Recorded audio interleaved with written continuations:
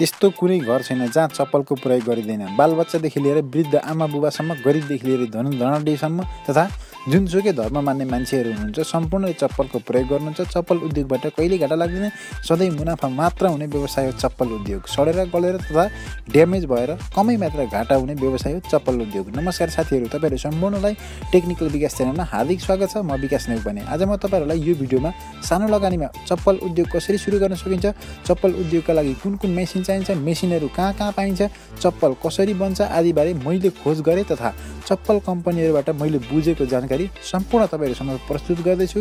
यो भिडियो अन्त्यसम्म हेरी साथ दिनुहोला। आजभन्दा करिब 1 महिना अगाडि यसै च्यानलमा मैले अपलोड गरेको टप 10 बिजनेस आइडियाको भिडियोलाई तपाईँहरूले धेरै मन पराई चप्पल उद्योगका बारेमा भिडियो ल्याउनुहोस् भनी कमेन्ट गर्नुभएको हुँदा यो भिडियो आज मैले अपलोड गरेको छु र तपाईँ हेर्नुभएको छैन भने डिस्क्रिप्सनमा लिङ्क दिएको छु, त्यहाँबाट फेरि तपाईँ जुन टप 10 बिजनेस आइडियाहरूको भिडियो हेर्न सक्नुहुन्छ। त साथीहरू, तपाईँहरूले अहिलेसम्म यो च्यानल सब्सक्राइब गर्नुभएको छैन भने भिडियोमा देखाएअनुसार च्यानल सब्सक्राइब गरी सँगै रहेको बेल आइकनलाई क्लिक गर्नु नभुल्नुहोला, ताकि भविष्यमा मैले अपलोड गरेको भिडियो तपाईँको तुरुन्त नोटिफिकेसन रूपमा आइपुगोस्।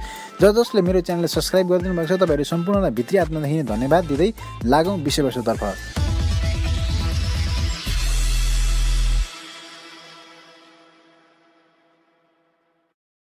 सबैभन्दा पहिला म तपाईँहरूलाई चप्पल बनाउनको लागि कुन कुन मेसिनको जरुरत पर्छ भन्ने बारे जानकारी गराउँछु। त्यस्तै दोस्रो नम्बरमा ती मेसिनहरूको प्रयोग र ती मेसिनको काम बारे बताउने छु। र तेस्रो नम्बरमा तपाईँलाई त्यो मेसिनहरू तपाईँले खरिद गर्नु परेको अवस्थामा अथवा तपाईँलाई चाहिएमा कहाँदेखि तपाईँ सजिलोसँग ल्याउन सक्नुहुन्छ, किन्न सक्नुहुन्छ भन्ने बारेमा देखाउँछु र जानकारी दिन्छु। सबभन्दा पहिला तपाईँ विषयवस्तुतर्फ लागौँ। चप्पल बनाउने मेसिन अथवा चप्पल बनाउनको लागि कुन कुन कच्चा पदार्थ चाहिन्छ भन्ने बारेमा सबैभन्दा पहिला तपाईँलाई चाहिने कच्चा पदार्थ भनेको हवाई रबर अथवा चप्पल बनाउने रबर जुन हुन्छ त्यो रबर चाहिन्छ तपाईँलाई। त्यस्तै दोस्रो नम्बरमा चाहिने कुरो भनेको तपाईँलाई विशेष चाहिने भनेको hand operator sole cutting machine चाहिन्छ तपाईँलाई। त्यस्तै तेस्रो नम्बरमा तपाईँलाई जुन पुवालहरू चप्पल बनाउनु पर्नेमा पुवालहरू बनाउनु पर्ने भएको हुँदाखेरि होल मेकिङ मेसिन चाहिन्छ। त्यस्तै चौथो नम्बरमा तपाईँलाई चाहिने भनेको फिनिसिङ ग्राइन्डिङ मेसिन हो। त्यस्तै पाँचौँ नम्बरमा डाई हो। त्यस्तै छैटौँ नम्बरमा पेन्टिङ मेसिन हो। त्यस्तै सातौँ नम्बरमा फित्ता हाल्ने मेसिन हो। र 8 नम्बरमा तपाईँ यदि प्याकेजिङ गरेर बेच्न चाहनुहुन्छ भने प्याकेजिङका सामान तथा प्याकेजिङ नगरी बेच्नुहुन्छ भने तपाईँ प्याकेजिङका सामान चाहिँदैन। र अब तपाईँलाई म व्याख्या गर्न चाहन्छु। भिडियोमा पनि तपाईँ देख्न सक्नुहुन्छ चप्पल बनाउने रबर, जुन रबर तपाईँ विभिन्न कलरमा, कलर अनुसार साइज अनुसार पाइन्छ। त्यो तपाईँ जुन कलरको चप्पल बनाउन चाहनुहुन्छ, जुन डिजाइनको चप्पल बनाउन चाहनुहुन्छ त्यो खालको तपाईँ कलरको ल्याउन सक्नुहुन्छ रबर।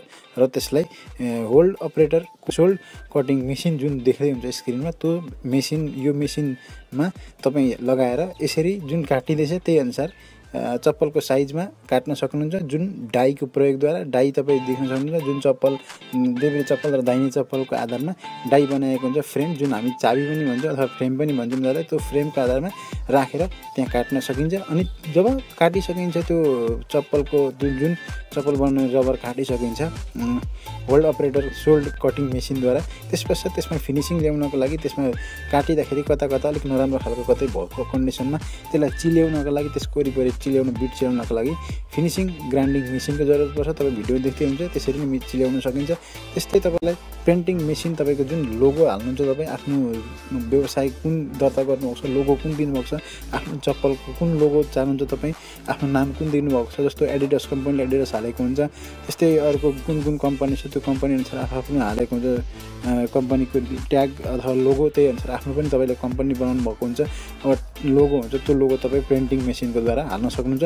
त्यस्तै फित्ता हाल्ने मेसिन जुन छ तपाईँले यति कम्प्लिट रूपमा भइसकेपछि पेन्टिङ पनि गरिसकेपछि केही समय सुकेपछि फित्ता हाल्ने मेसिनमा तपाईँ हाल्न सक्नुहुन्छ, जुन भिडियोमा पनि तपाईँ देख्न सक्नुहुन्छ।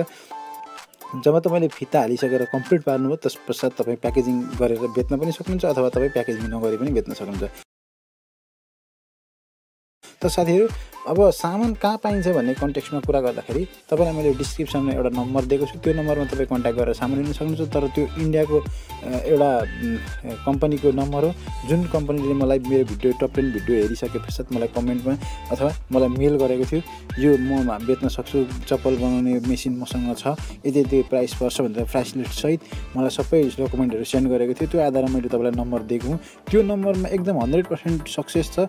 त्यहीँबाट सामान लिन सक्छु भनेर डाइरेक्ट पैसा दिइ नहाल्नुहोस्। तपाईँ त्यहाँबाट फस्न पनि सक्नुहुन्छ, डुब्न पनि सक्नुहुन्छ। पहिला तपाईँ त्यसलाई बुझ्नुहोस्, मेल गर्नुहोस् अथवा तपाईँ वाट्सएप उसको आइडी छ, वाट्सएपमा तपाईँ आफ्नो एड गर्नुहोस् र तपाईँ उसँग कन्ट्याक्ट गर्नुहोस्, कहाँ कहाँ मेसिन छ, कसरी छ, सम्पूर्ण कुरा विधिवत रूपमा बुझेर कानुनी प्रक्रियाद्वारा तपाईँ किन्न सक्नुहुन्छ र अन्यतिर पनि तपाईँ अन्यत्र ठाउँमा पनि तपाईँ बुझ्न सक्नुहुन्छ कति रुपियाँ पर्छ के पर्छ अथवा यो जुन नम्बर मैले दिएको छु त्यो नम्बरलाई पनि WhatsAppमा एड गरेर तपाईँ त्यहाँबाट बुझ्न सक्नुहुन्छ। त साथीहरू तपाईँलाई मेरो भिडियो कस्तो लाग्यो राम्रो लाग्यो मेरो च्यानल सब्स्क्राइब गरी सँगै रहेको बेल आइकनलाई क्लिक गरेर नभुल्नु ताकि भविष्यमा म टेक्नोलोजी सम्बन्धी भिडियो त अपलोड गर्नेछु र टेक्नोलोजीका साथसाथै हप्तामा एकचोटि म यस्तै business idea Nepali quotes attitude Nepali quotes motivational quotes लगायत अन्य जति पनि मेरो जुन म गर्न सक्छु म देखाउन सक्छु तपाईँहरूलाई त्यो कुराहरू हप्ताको एउटा चाहिँ अवश्य ल्याउने छु र हप्ताको अरू जुन दिन 6 दिन हुन्छ हप्ताको 6 दिन चाहिँ म खालि टेक्नोलोजी सम्बन्धी मात्रै भिडियो अपलोड गर्नेछु।